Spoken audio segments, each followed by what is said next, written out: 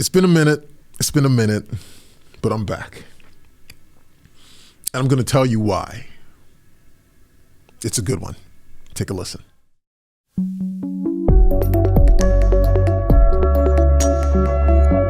We're here. Today I want to talk to you about dealing with anxiety and fear and worry. 2021, man, a lot has gone on within my business. And during that period, I found myself having to work on the culture of our company. That's big for me, man. You know, being able to create a safe haven for people to come and work, for people to feel appreciated, respected, loved, adored, honored, shown gratitude on a daily basis. And there was just some funky things that was happening within our company, and I had to deal with it. So I had to shift, I had to pivot, move from everything that I was doing, the momentum that we had going on. I had to shift and focus. And in focusing on these things and finding out the things that I had to do and the changes that I had to make, I started experiencing anxiety because I thought for a moment that I had put all the systems in place for things to run well. And what I realized was that there were some things that I still needed to learn and some experiences that I still had to go through. Some of you may understand and know where I'm going with this, but sometimes we're on a fast track. I'm talking about my book, and we can fast track our calling, but then there's another set of tools that we need to sustain our calling. This may come out in the next book, but there's a sustaining of the calling that has to occur, and the tools necessary require work, a different kind of work, something that I wasn't privy to. So I was forced into it. And I remember one night, man, lying in bed with my wife, and I whispered to her and I said, "I miss you." And she was like, "But you're here." What I was talking about was the fact that I was going to be making a decision tomorrow, which would change the schedule that we've come to know. So I'd already told her, I was like, "I miss you." And sure enough, when I made the decision and I terminated the people that I needed to terminate and made the shifts that I needed to make, I was back in the field. 17 years in my business, building something from scratch, thought that I had all the systems in place, and here I am back in the field. And to some, that can seem really funky, you know, because it's like, I deserve to have the freedom that this business was supposed to give me. Ebb and flows, man. That's what I'm realizing that comes with business. So it doesn't really matter how long you've been in the game. You have to pivot. You have to adjust. And look around, man. You're seeing a lot of the businesses that you're used to going to. People are having to pivot and adjust. You know, managers are now going back out into the field. Supervisors are now the front. You know, they're doing everything, man. They're mopping, they're cleaning, they're cooking the whole night. The other day we went to Blaze Pizza in Winter Park, which I love. But the food tasted different. The people look different. And when I told them to make my order the way that I typically would, they were like, "No, we don't do it that way." Like, "No, you got to do it this way." I'm like, "No, you guys always do that for me." And as I looked across, I noticed that it was different people. I was like, that's right. We're going through different times. So I started becoming, showing more gratitude to the folks. And I started saying like, "Yo, you're doing a good job. Thank you." The juice tasted different. The soda, everything was different. But these are the times that we're in. So I found myself going back out into the field, working, because these are different times. And as I focused on future dates, when some of our clients were coming back online, when some of them were planning to open back up and so forth, I'm looking at my cast of folks and I'm saying, these aren't the people that I've grown accustomed to. This is a different group of folks. So I got to go back in and we got to train again and retrain, and all the things that I took for granted, I had to work at them again and I had to build people up. There was no momentum. I was starting from scratch. Clean slate. From scratch. That's how it felt. But as I focused on the future dates, I started worrying. We're not prepared. Are we ready? No. Do we have the right people? What are we gonna do? I started worrying day in, day out. People are looking at me in my suits and they're like, "Yo, Gerren, you're leaning out, man. You're looking good." My brother was stressing. Not going to the gym anymore, My eating habits changed. It was crazy, man. And it wasn't good. It wasn't good for my home. It wasn't good for me and my health. It wasn't good. I put everything on hold and I just started focusing on worrying. So I wasn't focusing on the people that I had in front of me. Thank you. I was focusing on the dates. I didn't want to be embarrassed. I didn't want to disappoint people.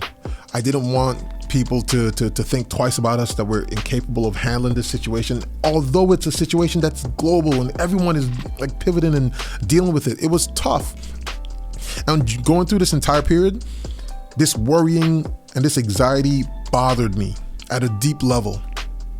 When I was trying to go to sleep at night, I'm thinking about dates, not people, not solving problems, dates.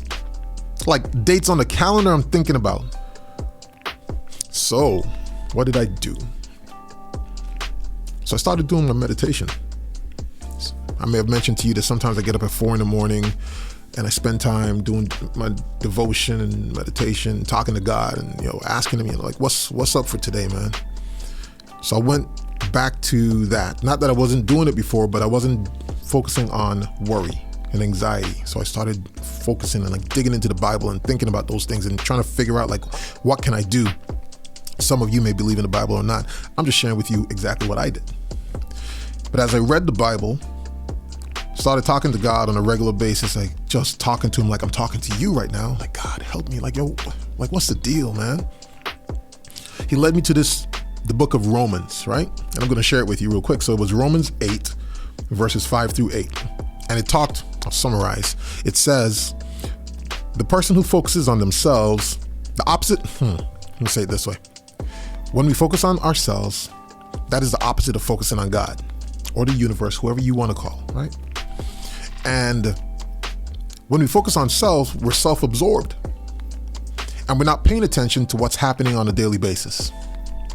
And it says, God doesn't like to be ignored. When I heard that, God does not like to be ignored, and we're not focusing on what's happening on a daily basis, it blew my mind. I screenshot it. I read it over again. And I was like, God doesn't like to be ignored. And I thought to myself, the many times I'm doing things for my kids or for people, like sometimes my employees would say like, yo, Gerren, I'd love to get a raise. And I'm like, I'm working on it for you. And they're like, can I get it now? It's like, I'm working on it for you. And it's not like you could just make something happen just like that. You got to look at all your numbers.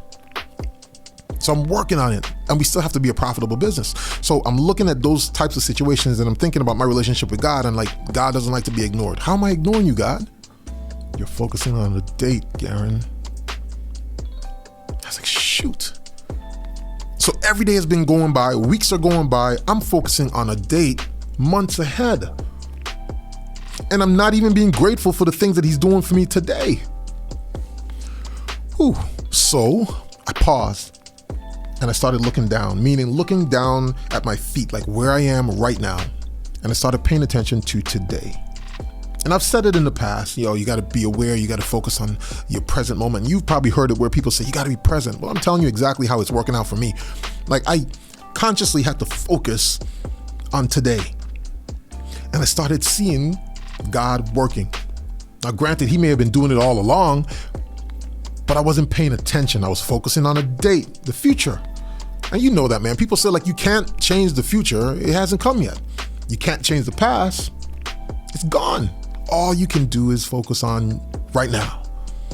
So as I focus on right now, I realize that he's doing this thing, he's working, and I'm like, yo, I'm sorry.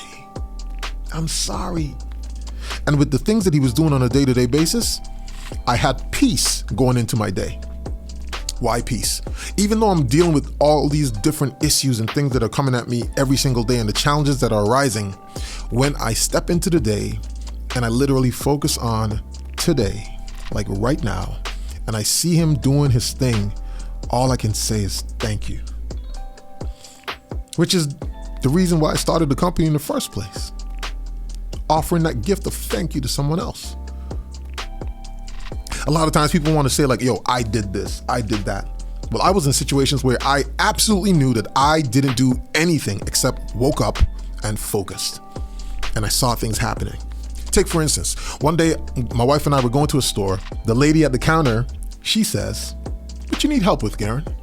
And I told her, "Got some issues there going on. I'm looking for people, She's like, "Would you know that a couple weeks ago, a gentleman walked in here, he raised his hand and he says, 'Hey, do you guys know anyone who needs help in their business?'" I was like, "Okay." She's like, "Let me get his number." So this was on a Saturday. The guy calls me on Sunday and he begins to, very first time, "Gerren, this is," gave his name. We're talking like within 3 minutes. He started asking me all these questions about my business that I didn't know the answers to. He's asking question after question after question, and he's just being curious, but I didn't have the answers. And I'm like, yo, I like this guy. He's pushing me. Remember I told you, people at BrandCrumbs, nudges like, yo, we got to do this. We got to get back in here. The guy's pushing me and I loved it. And I was like, yo, can we work together? He's like, sure, let's do it. Came into my office and he's talking to me and so forth. I let him in on one of my coaching calls. That's very weak, right? He's listening to my coaching call. At the end of my coaching call, my business coach says, "Hey, Gerren, you may have seen that I just sold a business. So this is actually our last session." I'm like, what? I didn't even think like I was gonna lose you with you selling the business. And here is this guy already queued up, willing to take the baton. I did nothing. It showed me over and over, man, that God is working for me even when I don't even know what's next.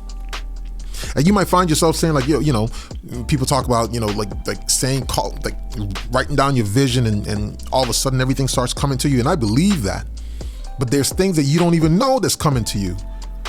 And the road is being prepared for you already. All I can say is thank you, God. I can't take any credit for this. So it's taken me from where I am and it's put me on this road to where I need to be. Not even necessarily where I want to be, because remember, I wanted to be at home with the family chilling. And this guy is coming in and he is helping me in the areas in my business where I felt weak. I did nothing but said, I need help. So I'm learning a couple things, man, about worry and anxiety and fear. I'm learning one, that God provides for us on a day-to-day basis. You do not decide when you want to breathe. Your body just does it. You don't jumpstart your heart. It just beats every single day. So you could sit there and say like, yo, I control this, I control that all day long if you want to. But the fact is you can't even let a hair on your hair grow. Your creator does that, man. And again, you can believe what it is you want to believe. I'm talking about my experience. And if you resonate with it, then yay, it makes sense to you. If you don't, take a listen to what I'm telling you, man. You don't decide a lot of things that go on in life. You can only focus on the present. So I am taking the time to be conscious and focus on my day-to-day activities. And when issues arise, I peacefully, calmly step into them and just pay attention. Yes, I can do something, but there's so much more that's being done if I just pay attention. So taking those actions, man, may grant you the peace that you need versus focusing on worrying, focusing on days and events and things that happened in the past that you cannot control at this very moment. You can only focus on today. So what I'm leaving with you here now, man, is just the tools that I used to grant me the peace to even be able to come back in this chair. Yeah, because I stayed away from it because I didn't want to create momentum again and then have to step away. So no more am I worrying. I'm stepping into each day. I am actively looking, like playing hide and seek with the blessing so that I can show gratitude immediately versus continuing to worry about things that I cannot control. I seek peace, man.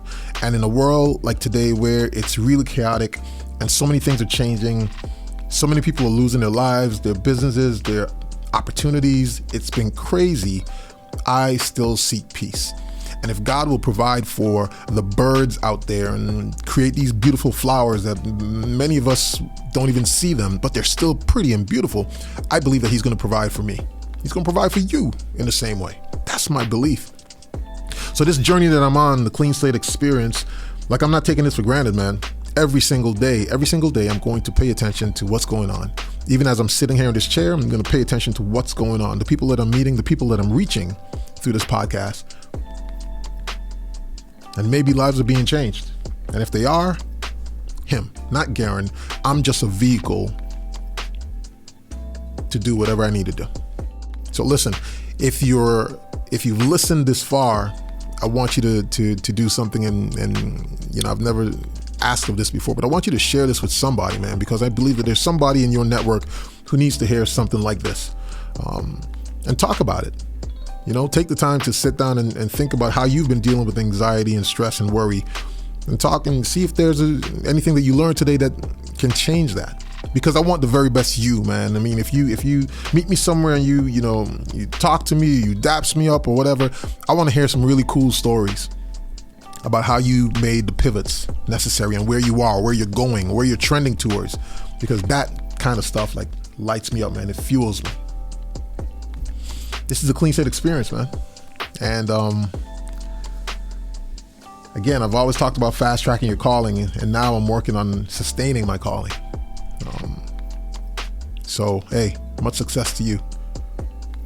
See you on the next video.